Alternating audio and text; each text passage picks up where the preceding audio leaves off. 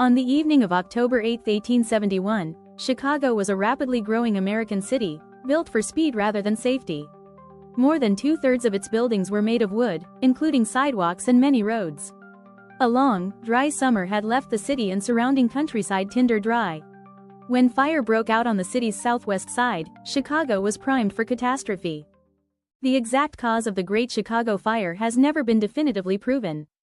The most famous legend claims that a cow kicked over a lantern in the barn of Catherine O'Leary on DeKoven Street. While this story became part of American folklore, it was never supported by evidence. Later investigations and historical analysis suggest several more plausible possibilities. One theory proposes that a nearby chimney or discarded ember ignited dry hay in the barn.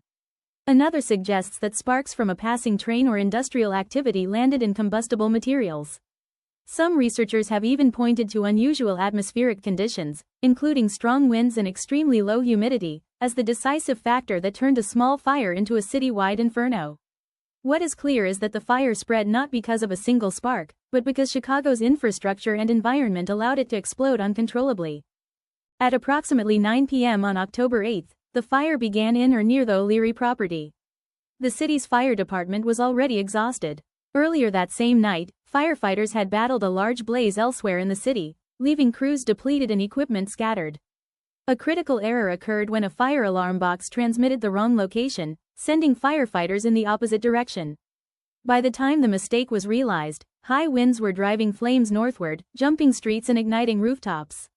Within an hour, entire blocks were burning. Wooden sidewalks and closely packed buildings allowed fire to travel faster than firefighters could respond. Firebrands carried by the wind ignited new blazes far ahead of the main fire front. By early Monday morning, the fire crossed the South Branch of the Chicago River. City leaders believed the river would act as a natural firebreak, but burning debris blown by the wind ignited buildings on the opposite bank. As the fire moved into the commercial heart of Chicago, destruction accelerated. Warehouses, hotels, theaters, and factories burned in rapid succession. The courthouse, city hall, and much of the downtown business district were consumed. The city's waterworks were destroyed, cutting off water pressure and eliminating any remaining firefighting capability. By midday, the fire leapt the main branch of the river and advanced into the north side, one of the most densely populated areas of the city. Residents fled on foot, carrying what they could as flames closed in from multiple directions. The official death toll is estimated at approximately 300 people, though the true number may be higher. Many victims were never identified, and records were lost in the fire. Thousands were injured, and more than 100,000 residents, nearly one-third of Chicago's population at the time, were left homeless. Entire immigrant neighborhoods were erased. Families were separated in the chaos, and relief efforts struggled to keep pace with the scale of displacement. Makeshift camps formed along the lakefront and in nearby communities as survivors searched for food, shelter, and missing loved ones. The Great Chicago Fire burned for roughly 30 hours before rain and a reduction in wind finally slowed its advance. By the time it ended, the damage was staggering. Approximately 17,500 buildings were destroyed across an area of more than 3 square miles. Key institutions lost included City Hall, the county courthouse, dozens of churches, hotels, and theaters, and nearly all major commercial warehouses. Financial records, legal documents, and personal possessions were reduced to ash. The estimated financial loss was around $200 million in 1871 currency, equivalent to several billion dollars today. Entire industries were temporarily wiped out, and Chicago's role as a transportation and commercial hub was severely disrupted. Despite the devastation, Chicago rebuilt with remarkable speed. The fire exposed the dangers of unchecked urban growth and poor building standards.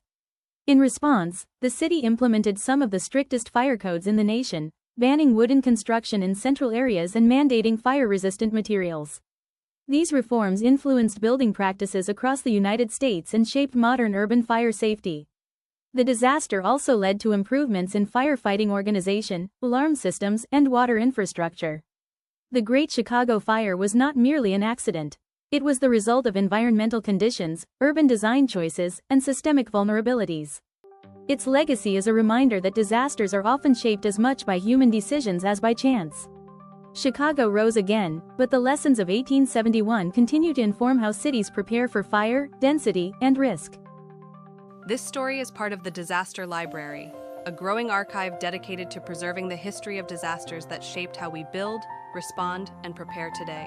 These events are not just stories of destruction, they are lessons written in fire, water, and human experience. I'm Sophie, your AI librarian, here to help document the past so we are better prepared for the future.